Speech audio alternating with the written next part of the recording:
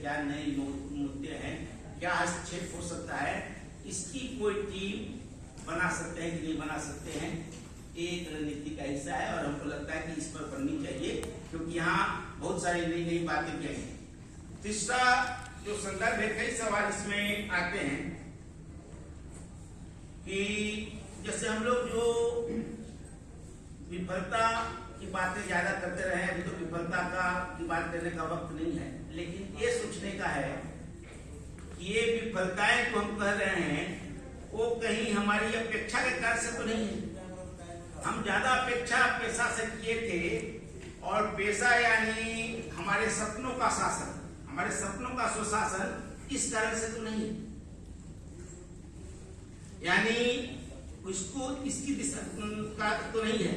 दूसरा संदर्भ आता है जो सत्यम जी ने सवाल उठाया, जिससे एक रणनीति भी करती है कि पेशा कानून सरकार के द्वारा एलपीजी उदारीकरण, घुमंडलीकरण, निजीकरण जो आ रहा था उसके लिए लाया, उसकी अनुकूलता के लिए लाया गया था कि उससे अलग स्थिति। दूसरे शब्दों में कहें तो पेशा लाना सरकार की मजबूरी थी या इच्छा थी?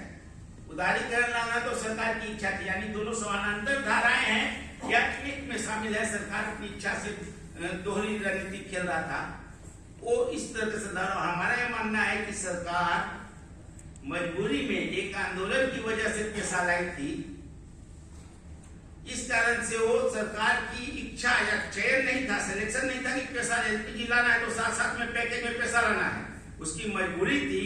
और पेशा की वजह से उसके एलपीजी के अभियान पर थोड़ी रोक लगी। और पेशा के अंदर में जो निहित बात है कि जो बात यहाँ आई है सूत्र के रूप में, कि जो संघर्ष से आप हासिल करते हैं कानून के रूप में, उसके अमल के लिए भी संघर्ष करना पड़ेगा, क्योंकि उसके लिए सरकार की इच्छा नहीं थी, सरकार दबाव में मजबूरी में लाए। एक संदर्भ है। दूसरे संदर्भ में एक और सवाल जिसमें यहां से आपकी रणनीति निकल सकती है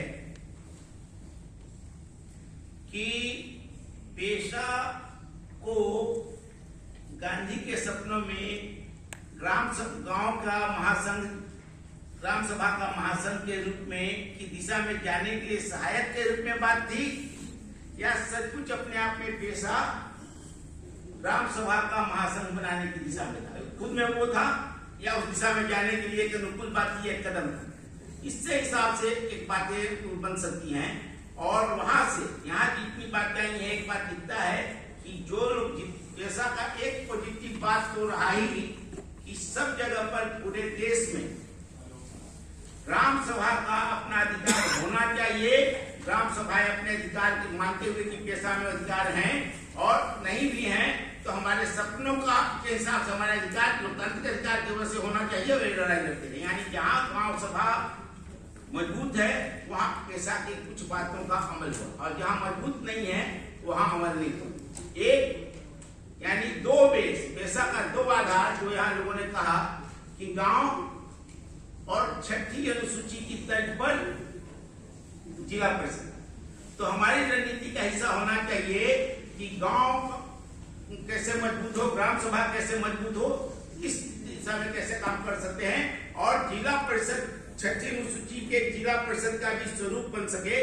तो ये सरकार बनाने वाली नहीं, उसका भ्रूण, उसका बीज हमको बनाना पड़ेगा, और उसका एक तरीका हो सकता है जो हम कर सकते हैं कि नहीं कर सकते हैं, तो सोचने की बात है। उस दिशा में हमारी रणनीति की बात होनी चाहिए कि एक जिले में जितने गांव के लोग हैं, हर गांव से एक महिला एक पुरुष, प्रधान और के हिसाब से एक महिला और एक पुरुष के हिसाब से पूरे जिले का एक स्वरूप बन सकता है कि नहीं, जिसमें जिले के सारे गांव के एक महिला और एक पुरुष, स्वाभाविक रूप से पुरुष में प्रधान जो होंगे उसके हो जाएंगे, और एक महिला भी इस तरह से बन सकता है कि नहीं बन सकता है। और इस तरह का अगर सिलसिला, इसमें सबसे बड़ा खतरा यह है कि किसी पार्टी का वो बन सकता है, किसी एक एनजीओ का बन सकता है जो फंडिंग हिसाब से सम्मेलन करे।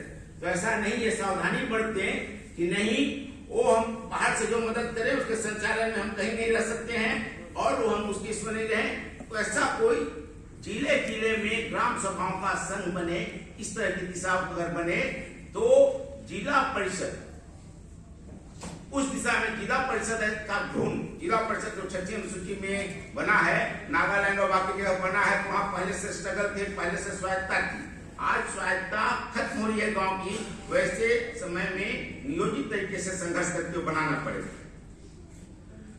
तो ये दो प्रमुख बात तो हमको लगता है कि रणनीति में होना चाहिए। दो बातें और जो हमको जो पूरा पढ़े, हम बहुत तेजी में पढ़े, इसका आंसर कहिए कि पूरी बात उस तरह से नहीं पढ़ सके, लेकिन दो बात जो हमको छूटी हुई लगी, जो दिशा होनी चाहिए थी, वो दो बातें कि वार्ड की जो व्यवस्था है, स्पष्ट रूप से बात आनी चाहिए थी कि पंचायत के चुनाव के संदर्भ में वार्ड की जो व्यवस्था है वो ग्राम सभा के गांव की पहचान को, गांव की अस्मिता को खत्म करने वाली व्यवस्था है। वार्ड चुनाव नहीं होना चाहिए। वार्ड से ऊपर का जो चुनाव कर सकते हैं उसके हिसाब से, लेकिन वार्ड के स्तर पर तो उसमें वार्ड के अंदर विभाजन होता है, गाँव को, टोले को भी तोड़ा जाता है, गाँव को छोड़ दे, और नहीं होना चाहिए। एक दूसरा, अभी के शहरीकरण की वजह से उन्हें स्पष्ट प्रावधान होना चाहिए कि ग्राम सभा की सहमति के बगैर, ग्राम सभा की सहमति के बगैर, या ग्राम सभा अपने इनिशिएटिव से अपने आप प्रस्ताव देता है, उसके बगैर, आपसे पूछने पर नहीं, अपने से प्रस्ताव जब तक नहीं देता है तब तक उसका किसी भी नगर निकाय में, नगर पंचायत में, इसमें उस दिशा में उसको नहीं बदला जा सकता है, वो विधानसभा हो चाहे जो। ये स्पष्ट संदर्भ में कहने की जरूरत है। कुछ सवाल इस पर हमको मुद्दे बनाने पड़ेंगे। राज्यपाल के बारे में बहुत अच्छा सवाल सब आया, तो हमारा मुद्दा होना चाहिए कि जो प्राधिकार, जो एजेंसी केंद्र सरकार का एजेंट है और वो ग्राम सभा का संरक्षक ही बन सके, ऐसा संभव है क्या? वीडी शर्मा जब अनुसूचित जनजाति जाति आयोग के थे, उस समय बहुत अच्छी अच्छी बातें आई। एक स्वायत्त रूप में थे, एक स्वायत्त उनकी जो संस्था थी आयोग की, स्वायत्त रूप में थी, बहुत अच्छी अच्छी बातें आई, लेकिन किसी राज्यपाल ने ऐसी कोई बात नहीं। यानी राज्यपाल को पेशा का 5वीं अनुसूची का संरक्षक बनाना, बनाए रखना और उसी में उस संवैधानिक प्रावधान में फंसे रहना आवश्यक है कि उसको सवाल उठाने की जरूरत है। दूसरा कि जो भी नियमावली बने वो कम से कम गांव के लिए आप नियमावली नहीं बना सकते। पंचायत के संदर्भ में इनका नियमावली नहीं बने क्या हो, लेकिन गांव की बैठक कैसे होगी, कब होगी, कितना एकड़ तक का तालाब गांव लेगा, उसकी मान्यता होगी। गांव स्वतंत्र रूप से है जो इस संदर्भ में, यानी हमको यहाँ तक कहते हैं कि गांव का सदस्य कौन है, जो वोटर आईडी में नहीं है वो प्रावधान के हिसाब से आपका ग्राम सभा का सदस्य नहीं है, जो प्रावधान की जगह बढ़ाते हैं। लेकिन ग्राम सभा में कौन बैठेंगे नहीं बैठेंगे, सारे संदर्भ उसमें आने चाहिए। एक और सवाल जो रणनीति से जुड़ा हुआ है कि हम माइल्ड तरीके से चलाएंगे कि पत्थरगरी जैसे धमाका से चलाएंगे।